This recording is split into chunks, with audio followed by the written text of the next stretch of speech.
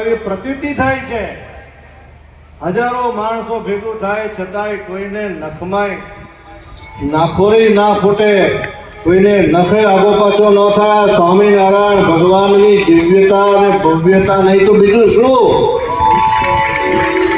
તો આટલા મોટા મહોત્સવ હોય ને સામે બીજી કેટલી મેડિકલ વ્યવસ્થા ઊભી કરવી પડે છે. ત્યારે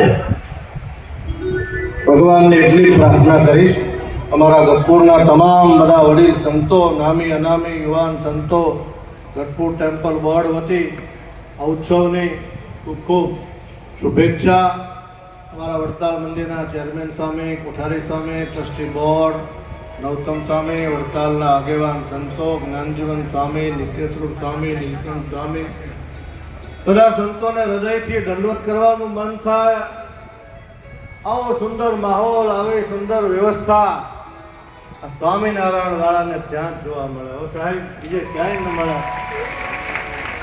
મારાથી એમસીએ ના પડે એટલે હું બોલતો નથી, પણ એને તો સંબોધનની ના પડે. ચાલક જેવું હું મારે બે તો નામ લેવા છે. ભગવાનને પ્રાર્થના કરું આ ઉત્સવ